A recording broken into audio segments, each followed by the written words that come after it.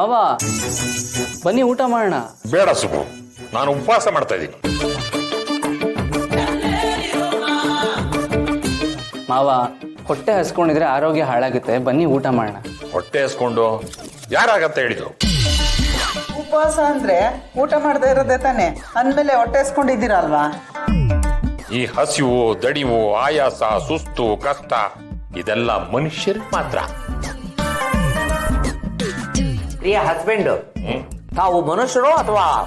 ನಾನು ಮನುಷ್ಯರಲ್ಲ, ಜ್ಞಾನವನ್ನು ತುಂಬಿಕೊಂಡಿರೋ ಮಹಾಜ್ಞಾನಿ. ನಾನೀಗ ಉಪವಾಸ ಮಾಡಿ ಪರಮೇಶ್ವರನ ಹತ್ರ ಆಗ್ತೀನಿ. ಬೆಳದಿಂಗಳ ಕಿರಣಗಳು ಬರುತ್ತಲ್ಲ, ಅದನ್ನ ಸೇವಿಸ್ತಾ ಇದ್ದೀನಿ. ಧ್ಯಾನ ಮಾಡಿರಂತೆ, ಈಗ ಸ್ವಲ್ಪ ಊಟನೂ ಮಾಡ್ಕೊಡಿ ಅದ್ರ ಜೊತೆ. ಊಟ ಸೇರಲ್ಲಮ್ಮ, ಮನಸ್ಸಿನ ತುಂಬಾ, ದೇಹದ ತುಂಬಾ, ಹೊಟ್ಟೆ ತುಂಬಾ ಧ್ಯಾನವೇ ತುಂಬಿಕೊಂಡಿದೆ. ಹಾಗಿರುವಾಗ ಊಟ ಸೇರಲ್ಲಮ್ಮ. ಓ, ಇದು ಜ್ಞಾನದ ತೀಗು. ಕಾಂತಮ್ಮನವ್ರೆ, ಪಾಪ ನಿಮ್ಮ ಗಂಡ ಹೊಟ್ಟೆ ಹಸ್ಕೊಂಡು ಕೂತಿದ್ದಾರೆ. ನೀವು ನೋಡಿದ್ರೆ 2 ಸಲ ಅನ್ನ ಹಾಕೊಂಡು ಊಟ ಮಾಡ್ತಿದ್ದೀರಾ, ಇದು ಸರಿನಾ? ಗಂಡ ಊಟ ಮಾಡಿಲ್ಲ ಅಂತ ನಾನು ಹಸ್ಕೊಂಡಿದ್ರೆ ಸರಿನಾ? ಇಲ್ಲ. ಅಲ್ಲ, ಅವರು ಊಟ ಮಾಡಿದ್ರೆ ನನ್ನ ಹೊಟ್ಟೆ ತುಂಬುತ್ತಾ? ಇಲ್ಲ, ನನಗೆ ಹಸಿವಾದ್ರೆ ನಾನೇ ಊಟ ಮಾಡಬೇಕು.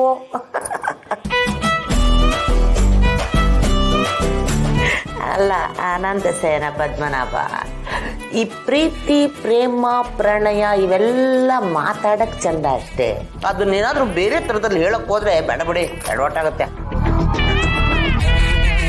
ಕಾಂತ, ಮತ್ತೆ ನೀವು ಏನ್ ಹೇಳ್ತಿದ್ದೀರಾ? ಹೌದಲ್ವ ಕಾರ್ತಿಕೇಯ? ಈಗ ನಾವ್ ಯಾರಾದ್ರೂ ಪ್ರೀತಿಸಿದ್ರೆ ನನ್ನ ಹೃದಯವನ್ನೇ ನೀನು ಕೊಟ್ಟಿದ್ದೇನೆ ಅಂತ ಹೇಳ್ತೀವಿ. ಹೃದಯನ ಕಿತ್ತು ಕೊಡಕ್ಕಾಗತ್ತೆ? ಹೃದಯ ಕಿತ್ಕೊಟ್ರೆ ನಾವು ಬದುಕಿರ್ತೀವ? ಸತ್ತು ಹೋಗ್ಬಿಡ್ತೀವಿ. ಈಗ ಪ್ರೀತಿ ಮಾಡಿದವ್ರಿಗೆ ಹೃದಯನೇ ಯಾಕೆ ಕೊಡ್ಬೇಕು ಅಲ್ವಾ? ಅದ್ರ ಬದಲಾಗಿ ಕಿಡ್ನಿ, ಲಿವರು, ಲಂಗ್ಸು, ಇಂಟೆಸ್ಟೈನ್ಸು ಇವೆಲ್ಲ ಕೊಡ್ಬೋದಲ್ಲ. ಕಾಂತಮ್ಮ ಅವ್ರೆ, ಪ್ರೀತಿ ಅಂದ್ರೆ ಭಾವನೆಗಳು. ಈಗ ನಾವು ದೇವ್ರನ್ನ ನೋಡಿಲ್ಲ, ಆದ್ರೆ ದೇವ್ರೇ ಕಾಪಾಡು ಅಂತ ಬೇಡ್ಕೋತೀವಿ ತಾನೆ. ಪ್ರೀತಿನೂ ಹಾಗೇನೆ, ಇದೆಲ್ಲ ಭಾವನೆಗಳಷ್ಟೇ. ಮೇಡಮ್, ಅದು ಹಲೋ ಹಲೋ ಕಾಂತಮ್ಮ ಮೇಡಮ್ರೆ, ಕೇಳಿಸ್ಕೊಂಡ್ರ? ಕಾಂತಮ್ಮ ಅವ್ರು ಯಾರ ಬಗ್ಗೆ ಮಾತಾಡ್ತಿದ್ದಾರೆ? ಏನು ನಂದಿನಿ ಅಂತೆಲ್ಲ ಹೇಳಿದ್ರು, ಯಾರದು? ಅಯ್ಯ, ಅವರಿಬ್ರು ಜಗಳ ಆಡ್ಬೇಕಿತ್ತು. ಜಗಳ ಆಡೋದಕ್ಕೆ ಯಾವುದೋ ಒಂದು ಹೆಸರು ಬೇಕಿತ್ತು. ಆ ಹೆಸರು ಬಳಸ್ಕೊಂಡು ಕಿತ್ತಾಡ್ತಿದಾರಷ್ಟೇ. ನೋಡಿ ಮೇಡಮ್ರೆ, ನಾನು ಬೆಂಕಿ ಹಚ್ಚಿದ್ದಾಯ್ತು. ಇವಾಗ ನಾನು ದೇವ್ಕೋಬೇಕಲ್ಲ, ಆದಷ್ಟು ಬೇಗ ನನ್ನ ಅಕೌಂಟಿಗೆ ಕಾಂಚೆಣ್ಣ ಜೆಣ್ಣ ಹಾಕ್ಬಿಡಿ ಬಾಯ್. ಹಲೋ ಹಲೋ, ಆಫ್ ಮಾಡೋ ತಡ ಇಲ್ಲ, ಹಂಗೆ ಚುಚ್ಚಾಪೆ ಆಗ್ಬಿಡ್ತಲ್ಲ. ಚಾರ್ಜಿಗೆ ಹಾಕ ನೋಡಿ.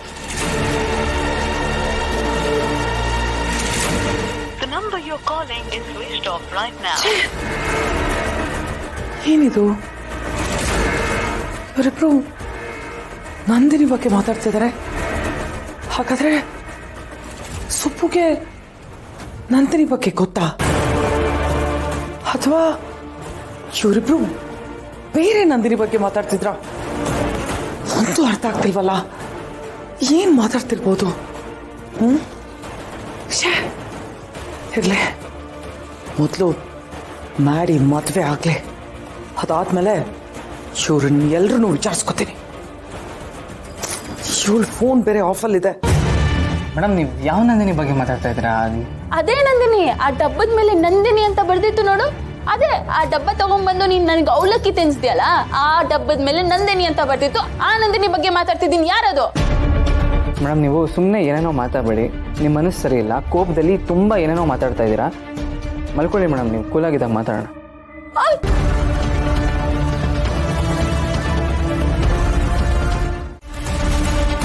ನಿಮ್ಮ ತವ ಮಾತಾಡಬೇಕು. ನಿಮಗೆ ಒಂದು ಖುಷಿ ಸುದ್ದಿ. ಸಾವಿತ್ರಿ, ಏನು ಹೇಳ್ತಿದ್ಯಾ ನೀನು? ನಿಂಗೆ ಈ ವಿಚಾರ ಗೊತ್ತಾಗೋಯ್ತಾ? ನಂಗೆ ನಂಬಕ್ಕೆ ಆಗ್ತಿಲ್ಲ. Thank you Savitri, thank you. ನೀನು ಸಪೋರ್ಟ್ ಮಾಡ್ತೀಯ ಅಂತ ಅಂದ್ಕೊಂಡೇ ಇರಲಿಲ್ಲ. ನಿಂಗೆ ಬೇಜಾರಿಲ್ಲ ತಾನೆ? ಬೇಜಾರ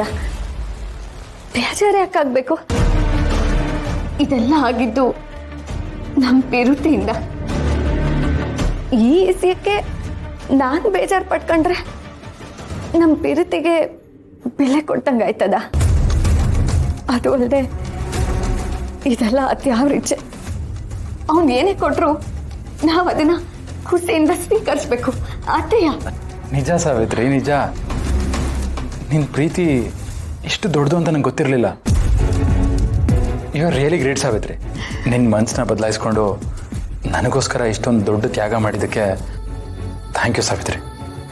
ಇದರಲ್ಲಿ ತ್ಯಾಗದ ಪ್ರಶ್ನೆ ಏನೈತೆ?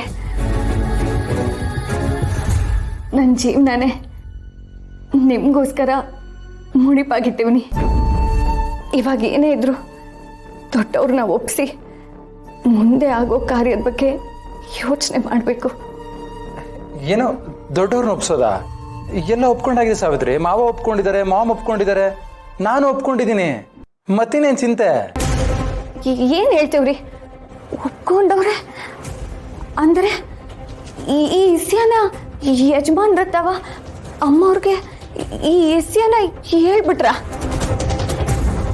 ಸಾವಿತ್ರಿ, ನೀನು ಯಾವ ವಿಚಾರದ ಬಗ್ಗೆ ಮಾತಾಡ್ತಿದ್ಯಾ?